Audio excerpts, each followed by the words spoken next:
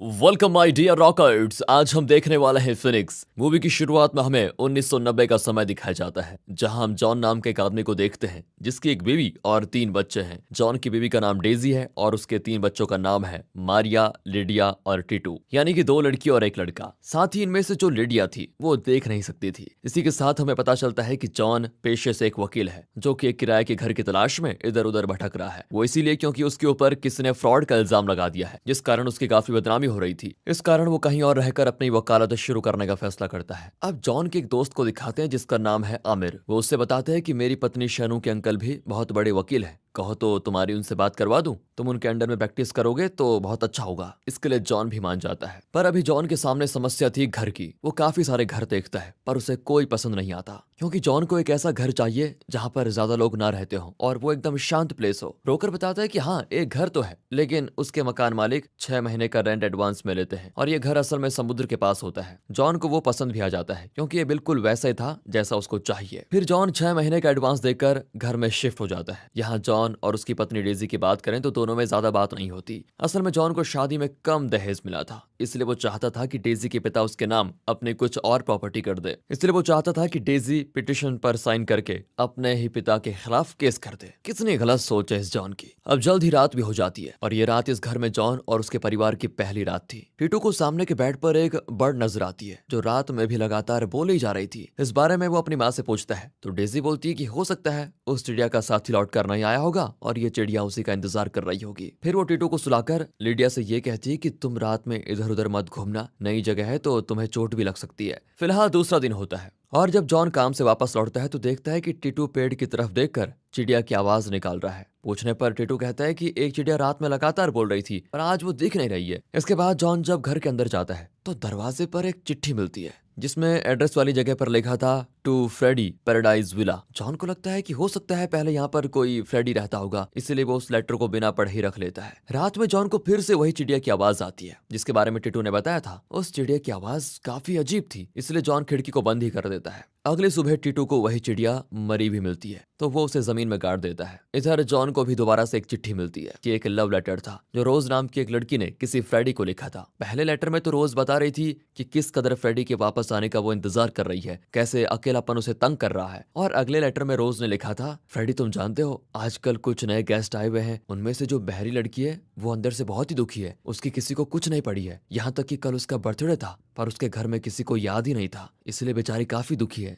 अब जब जॉन ये सब कुछ पढ़ ही रहा होता है तभी मारिया उसे पाइसिन लेकर देती है। जॉन पूछता है ये किस लिए। मारिया बताती है कि कल मम्मी का बर्थडे था, किसी को याद नहीं था तो इसीलिए उन्होंने आज पाइसिन बनाया। और ये सुनते ही जॉन दंग रह जाता है, क्योंकि चिट्ठी में उसी के बारे में अभी जॉन ने पढ़ा था। इसलिए अब वो फ्रेडी का पता लगाने का फैसला करता है। अखबार वाले, दूध वाले और फल वालों से भी वो फ्रेडी के बारे में पूछता है पर किसी को भी फ्रेडी के बारे में कुछ नहीं पता। यहाँ तक कि पोस्टमैन भी कोई ऐसी चिट्ठी लेकर नहीं आया। अब सवाल यह था कि ये चिट्ठी भेज कौन रहा था, और उस आदमी को पकड़ने का जॉन अब पूरा मन बना लेता है। रात में सोता नहीं बल्कि घर में इधर उधर घूमकर देखता रहता है। फिर जब सुबह होती है तब भी वो घर के दरवाजे पर बैठा रहता है। इस पर टीटू उससे आकर पूछता है कि आप यहाँ पर क्या कर रहे हो। जॉन कहता है कि मैं यहाँ पर घुसपैठिए को पकड़ने के लिए बैठा हुआ हूँ। और इसी बीच जॉन देखता है कि न्यूज़पेपर वाला पेपर फेंक कर चला गया तो उसे वो उठाने जाता है और जब पेपर लेकर पीछे मुड़ता है तो वहां पर फिर से एक चिट्ठी मौजूद होती है। मतलब कि ना तो कोई अंदर आया ना ही कोई बाहर गया, तो ये चिट्ठी आई कैसे अंदर। यानी कि ये सब जो भी हो रहा था उसकी वजह कुछ और ही है। अब जॉन इस चिट्ठी को अपने दोस्त आमिर को दिखाता है और कहता है कि यार मेरे घर में जो भी बातें होती है वो सब कुछ ये रोज नाम की लड़की किसी फ्रेडी के लिए चिट्ठी में लिख देती है। आमिर भी उस चिट्ठी को पढ़ता है। उसमें लिखा हुआ था, फ्रेडी ये लोग हमें घुसपैठिया समझते हैं, इन लोगों को क्या मालूम कि यहाँ हमने कितनी रात और कितने मौसम साथ में बिताए हैं। इसके साथ आगे गाने का जिक्र भी था जो फ्रेडी रोज के लिए गाया करता था और उस घर में वही सेम गाना टीटू को जमीन के अंदर से सुनाई देता है। फिर जब जॉन घर आता है तो टीटू वही गाना गुनगुना रहा था। पूछने पर टीटू बताता है कि ये गाना मुझे जमीन के अंदर से सुनाई देता था। इस बात से जॉन और परेशान हो जाता है और फैसला करता है कि मैं मकान मालिक से 6 महीने का एडवांस वापस लेकर ये घर तुरंत खाली कर दूंगा। लेकिन मकान मालिक पैसे वापस करने से मना कर देता है। फिर चाहे जॉन 6 महीने रहे या 6 दिन। यहाँ उस मकान मालिक के घर में काम करने वाला जॉन से कहता है, देखो आप पैसों को भुलाकर उस मकान को छोड़ दो, वहां पर पहले एक कब्रिस्तान था। अगले दिन जॉन फ्रेडी प्लस रोज के साथ इस घर की हिस्ट्री पता करने के लिए निकलता है। आसपास के लोगों से पूछताछ करने पर उसे पता चल जाता है कि करीब 80s में इस जगह पर 4-5 परिवार रहते थे, पर जब समुद्र में एक दिन तूफान आया तो सब यहाँ से चले गए। फिर जब समुद्र की तरफ दीवार खड़ी हो गई तो इस जगह को थॉमस नाम के एक आदमी ने खरीद लिया, जो कि इस वक्त जॉन का मकान मालिक है। उसने इस घर को और शानदार तरीके से बनाया, पर जब एक प्रिस्ट इस घर को ब्लेस करने के लिए आए तो उन्होंने कुछ बहुत ही डरावना देखा और वो यहाँ से चले गए। और फादर ने ये बात कहीं फैला दी कि उस घर में कुछ तो गड़बड़ है, इसलिए थॉमस ने अपनी पहुंच से उसका ट्रांसफर करवा दिया, क्योंकि अगर इस घर में भूतिया होने की बात फैल जाती तो इस घर में कोई किराएदार नहीं आता। वो आदमी आगे कहता है कि सर, आप पहले किराएदार हो जो यहाँ पर रहने आए हो। अब फादर तो नहीं थे, लेकिन उनका क्लर्क पीटर अब भी यहीं पर रहता है, इसलिए अब जॉन उससे जाकर मिलता है। पीटर जॉन से कहता है कि उस घर का लेफ्ट साइड जो भी है वो पूरा कब्रिस्तान के ऊपर थॉमस ने बनवाया है। असल में 1970 में जब हर जगह कोल्डा नाम की एक पेंडेमिक डिजीज फैली थी तो यहाँ पर भी उसका प्रकोप हुआ था। उन्हीं लाशों को यहाँ दफनाया गया था जिनकी मौत कोल्डा से हुई थी। उस वक्त यहाँ का प्रीस्ट फ्रांसिस था, जो कि अब रोम चले गए हैं। ये सारी बातें जब आमिर को पता चलती है तो वो जॉन के सारे परिवार को अपने घर में रहने के लिए बुला लेता है। जिस दौरान खाना पकाने के दौरान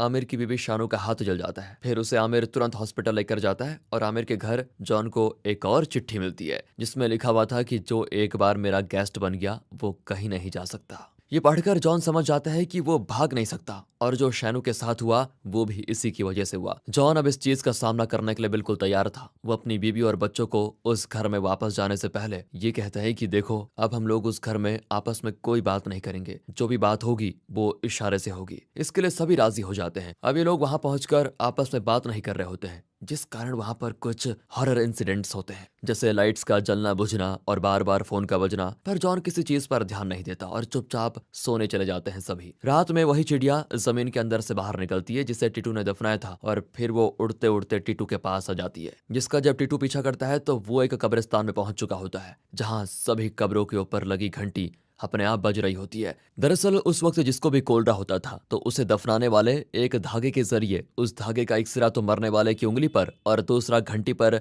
बांध देते थे, ताकि अगर कोई जिंदा बच जाए तो उस घंटी को बजा दे और कब्रिस्तान का केयर टेकर उसे बाहर निकाल दे। क्योंकि 1970 में कोल्डा के दौरान मरीज की नब्ज इतनी धीमी हो जाती थी कि डॉक्टर्स भी उसे पकड़ नहीं पाते थे। ये घंटियां उसी के लिए मौजूद थी। यहाँ टिटू को रोज की आत्मा डराती है और उसके साथ सभी बच्चे चिल्ला रहे थे। डेजी और जॉन देखते हैं तो बच्चों का कमरा लॉक था और साथ ही उनके कमरे से तेज रोशनी आ रही थी। जॉन जल्दी से दरवाजा तोड़कर अंदर जाता है तो वहां कुछ भी नहीं होता, पर सभी बच्चे काफी ज्यादा डरे होते हैं। फिर डेजी और जॉन उन्हें संभालते हैं। अगली सुबह एक और चिट्ठी जॉन को मिलती है जिसमें इस बार रोज ने लिखा था, ये लोग खुद को बहुत ज्यादा चालाक समझ रहे हैं, इनके पास ज्यादा समय नहीं है। फ्रेडी, तुम कब तक आओगे? यहाँ किसी तरह की बीमारी फैल गई है जिस कारण लोग मारे जा रहे हैं। जमीन न होने की वजह से उन्हें हमारे घर के पास दफनाया जा रहा है। जो नए गेस्ट हैं उनका भी छोटा बेटा बीमार हो गया है। यहाँ इस चीज को पढ़कर जॉन अंदर जाकर देखता है तो डेजी टीटू की पट्टी कर रही होती है। उसे काफी तेज बुखार है, इसलिए जॉन उसे तुरंत डॉक्टर के पास लेकर जाता है, जो कि टीटू का चेकअप वगैरह करके उसे भेज देते हैं। रास्ते में डेजी जॉन से कहती है कि आप जाकर फादर से बात करो ताकि वो आकर हमारे घर को ब्लेस कर दे। अब डेजी के कहने पर जॉन चर्च के मौजूद प्रिस्ट जियो के पास जाता है। वो उनसे अपने घर को ब्लेस करने के बाद के साथ फ्रेडी और रोज के बारे में भी बता देता है। इस पर जियो बोलते हैं कि रोज नाम तो मुझे अधूरा लग रहा है, पूरा नाम कुछ और होगा उसका। बाकी फ्रेडी के बारे में मैं दूसरी कम्युनिटी में पता करवाता हूँ, क्योंकि हमारी कम्युनिटी में तो इस नाम का कोई नहीं है। अब जब जियो जॉन के साथ उसके घर जाने वाला होता है तो उसी वक्त उसे वही डॉक्टर का फोन आता है जिसके पास वो टीटू को लेकर गया था। वो फादर से बताता है कि जो बीच के पास वाले घर में नए किराएदार आए हैं उनसे आप थोड़ा दूर रहिएगा, साथ ये खबर सभी को बता दीजिएगा। दरअसल टीटू के ब्लड में एक अनजान पेंडेमिक वायरस फैल गया है जो कि कोल्ड्रा की तरह है और यह हवा के जरिए फैल सकता है। डॉक्टर आगे बताता है कि हमने उसकी इस टेस्ट रिपोर्ट को शहर भेज दिया है। ये वायरस कोल्ड्रा की तरह होने के बावजूद उससे भी ज्यादा जानलेवा हो सकता है। अब ये बात सुनते ही फादर जॉन के साथ जाने से मना कर देते हैं। वो जॉन से बस इतना ही कहते हैं कि कुछ भी पता लगेगा तो मैं तुम्हें बता दूंगा। इसके बाद जॉन घर पहुंचता है तो वहाँ फादर के साथ न आने के कारण डेजी और जॉन के बीच बहुत बहस हो जाती है। उसी वक्त फादर जियो का फोन आता है जो जॉन से बताते हैं कि कन्या कम्युनिटी में कोल्ड्रा के दौरान किसी फ्रेडी और मार्गरेट की सगाई का रिकॉर्ड मिला है, तुम मार्गरेट का पता कर लो। अब इस फोन के बाद जब जॉन बच्चों के साथ खाना खाने बैठता है तो वो देखता है कि मारिया को रोज की आत्मा ने पजेस कर लिया है। फिर वो जॉन से फ्रेडी के बारे में पूछते हुए अपनी उंगली पीछे मोड़कर तोड़ देती है। यहाँ जॉन तुरंत इस बात को समझकर मारिया पर हावी रोज से कहता है कि देखो मुझे बस एक दिन दे दो, मैं फ्रेडी का पता लगा लूंगा। ये सुनते ही रोज मारिया को छोड़ देती है। अगली सुबह होते ही जॉन मार्गरेट का पता कर लेता है, जो कि एक डॉक्टर है। यानी जॉन को लग रहा था कि मार्गरेट का पति फ्रेडी होगा, लेकिन उसका पति कोई और निकलता है। यहाँ पूछने पर मार्गरेट बताती है कि मेरी फ्रेडी से सगाई होने वाली थी, पर वो अचानक से कहीं चला गया और फिर मैंने किसी और से शादी कर ली। यहाँ भी जॉन के हाथ कुछ नहीं लगता। फिर उसे पता चलता है कि उस वक्त प्रिस्ट यानी कि फादर फ्रांसिस रोम से वापस आ चुके हैं, क्योंकि उन्हें कैंसर डिटेक्ट हुआ है। ये सुनते ही जॉन और आमिर पहुंच जाते हैं फ्रांसिस के पास, जिसे जॉन रोज का लेटर दिखाता है। जिसे देखते ही फ्रांसिस हंसते हुए कहता है कि इसका पूरा नाम अन्ना रोज जॉर्ज है। ये कहानी है रोज और फ्रेडी के प्यार की, जिसके साथ दोस्तों कहानी जाती है फ्लैशबैक में, जहां हम फ्रेडी को देखते हैं जो कि पीएचडी कर रहा है और वो अपने माता पिता के साथ एक लड़की को देखने गया होता है, पर उसे वो पसंद नहीं आती क्योंकि फ्रेडी अभी शादी नहीं करना चाहता था। बात करें फ्रेडी के माता पिता की, तो उन्होंने फ्रेडी को कभी कोई तकलीफ नहीं उठाने दी। हालांकि वो कभी कभी अपने सुख के लिए बोटिंग करता था। यहीं पर उसकी मुलाकात होती है रोज से, जो कि एक अनाथ है और ऑर्फनेज से सिस्टर के साथ रहने के लिए यहाँ पर आई हुई है, क्योंकि उसको यहाँ पर एक होम स्टे शुरू करना था जिसमें बाहर से आए लोग यहाँ पर रह सकते हैं। उसे फ्रेडी जब पहली बार देखता है तो देखते ही रह जाता है। इधर रोज समुद्र के किनारे उसी घर को खरीदती है जहाँ इस वक्त जॉन रह रहा है। इस घर को वो होम स्टे बनाना चाहती थी, जिससे वो पैराडाइज विला का नाम देती है। इसी बीच फ्रेडी भी पूरी शिद्दत से हर जगह उसका पीछा करने में लग जाता है। फिर एक दिन कुछ लोकल गुंडे रोज को ये होम स्टे शुरू ना करने की धमकी दे देते हैं, क्योंकि वो इस जगह पर खुद कब्जा करना चाहते थे। रोज उनसे अकेले ही बात कर रही होती है और ये देखकर फ्रेडी उसकी मदद के लिए आता है और गुंडे फ्रेडी को बेहोश कर देते हैं। कुछ देर के बाद ही फ्रेडी को होश आ जाता है। वो होश में आते ही गुंडों के बारे में पूछता है। रोज कहती है कि तुम्हारे बेहोश होने के बाद वो लोग बाकी की धमकी देकर चले गए हैं। कुछ दिन के बाद फ्रेडी आखिर एक दिन रोज से अपने दिल की बात कह देता है, लेकिन वो इनकार कर देती है क्योंकि उसे डर था कि फ्रेडी कहीं उसको अकेला छोड़कर ना चला जाए। लेकिन फ्रेडी यहाँ उसे विश्वास दिलाता है कि मैं तुम्हें धोखा नहीं दूंगा। फिर भी वो कोई जवाब नहीं देती। इसी बीच फ्रेडी के लिए मार्गरेट का रिश्ता आ जाता है, जिससे वो इनकार तो नहीं करता, लेकिन उसके मन में तो रोज ही हावी थी। एक दिन वो रोज से मिलने के लिए चुपके से चर्च के अंदर आता है, जिस दौरान उसे सिस्टर देख लेती है। ये देखकर रोज बोल देती है कि हम प्यार में हैं और मैंने ही फ्रेडी को बुलाया। ये सुनकर तो सिस्टर रोज को चर्च से बाहर निकाल देती है। फ्रेडी के पिता भी रोज को एक्सेप्ट नहीं करते क्योंकि वो उनकी कम्युनिटी से नहीं होती। इसीलिए अब फ्रेडी और रोज उसी होम स्टे में रहने लग जाते हैं। इनका होम स्टे भी अच्छा खासा चलने लग जाता है, पर जो गुंडे इसे बंद करवाना चाहते थे वो घूस देकर नोटिस निकलवा देते हैं, जिससे इन्हें होम स्टे बंद करवाना पड़ता है। फ्रेडी ने कभी गरीबी नहीं देखी थी, इसलिए वो रोज की तरह इनसे लड़ नहीं पाता। जिस चीज का फायदा उठाकर फ्रेडी के पिता उसको भटकाते हैं और अपना सपना पूरा करने के लिए कहते हैं। पीएचडी पूरी करने के लिए फ्रेडी को मद्रास जाना होता है। बेचारी रोज अपनी सेविंग भी जाते वक्त उसे दे देती है, जिसको लेने के बाद फ्रेडी चला जाता है। वहां पर फ्रेडी से मिलने के लिए उसके माता पिता मार्गरेट को साथ लेकर आते हैं। उसे भी अपनी इंटर्नशिप यहीं पूरी करनी थी, तो अब यहाँ पर फ्रेडी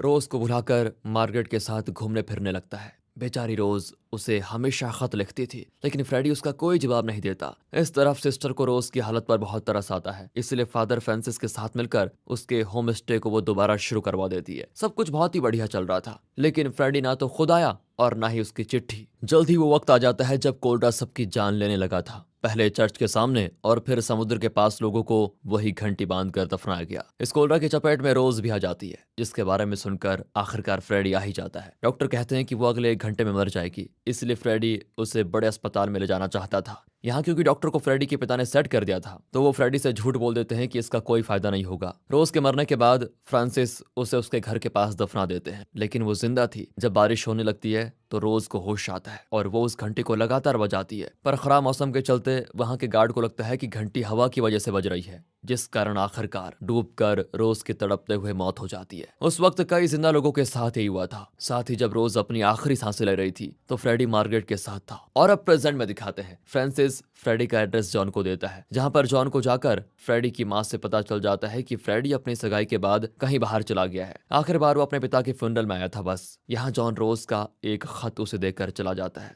अब वो घर पहुंचता है क्योंकि वो फ्रेडी को लेकर नहीं आया था, तो रोज की आत्मा फिर से मारिया के जरिए डेजी और जॉन के गले को पकड़कर हवा में उड़ा देती है। साथ ही उसी की तरह कब्र में तड़पकर मेरी भी और भी आत्माएं आ जाती है। एक आत्मा तो जमीन को तोड़कर टीटू को अपने साथ ले जाने आई थी, मगर तभी फ्रेडी आ जाता है, यानी कि वो घर में ही था, जो कि रोज से अपनी गलती के लिए माफी मांगता है। साथ ही उसे बताता है कि मैंने तुम्हारा लेटर क्यों इग्नोर किया। वो अगर और कोशिश करता तो शायद रोज की जान न जाती। यहाँ वो माफी मांगने लगता है, जो देखकर रोज मारिया को छोड़ देती है। और अब जॉन भी ये घर छोड़ दिया होता है। क्योंकि यहाँ पर फ्रेडी रहता है, इस उम्मीद में कि रोज उससे बात करेगी, उसे माफ कर देगी। मगर जैसे वो कभी अकेले इस घर में तड़पी थी, उसी तरह फ्रेडी भी तड़प रहा था। वो पागल हो चुका था, जिसकी यह हालत रोज देख रही थी, जो कि अभी भी वहीं पर मौजूद थी। शायद उसी को प्यार कहते हैं, जो इंसान के खत्म हो जाने के बाद भी खत्म नहीं होता। इसी के साथ दोस्तों ये मूवी यहाँ पर खत्म होती है। मिलते हैं ऐसी मूवीज के साथ, तब तक के लिए गुड बाय। एक्सप्लेनेशन अच्छा लगा हो तो लाइक कीजिए, चैनल को सब्सक्राइब, एंड फाइनली